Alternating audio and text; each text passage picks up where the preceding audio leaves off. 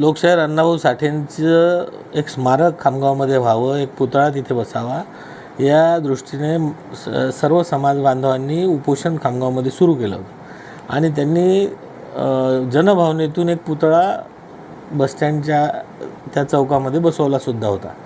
गेले 30-40-50 दिवस झाले हे आंदोलन सुरू होतं।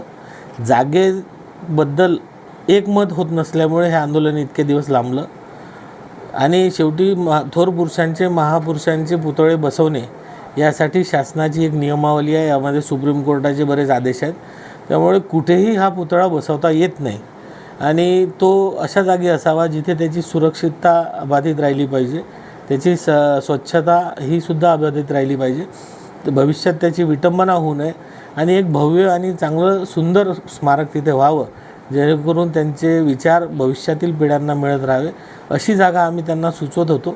तरीसुद्धा त्यांच्या भावना त्या विशिष्ट जागेसाठी खूप आग्रही होत्या, त्यामुळे आज आम्ही त्यांच्याशी सविस्तर बैठक केली।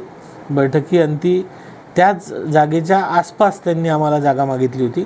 त्या अनुषंगानं नगर परिषदेच्या इमारतीच्या बाजूला जे नाट्यगृह होते त्या नाट्यगृहाच्या जागेतील थोडा भाग त्यांनी आम्हाला या पुतळा बसवण्यासाठी मागितला आणि सर्व नियमांची तपासणी करून आम्ही आता भविष्यात त्या जागेबद्दल नगरपालिकेचा ठराव घेऊन ती जागा पुतळा समितीला आम्ही देणार आहे आणि त्यानंतर तिथे चांगलं स्मारक अण्णाभाऊंचं तिथे उभं राहील या दृष्टीने आता पुढील कार्यवाही होईल।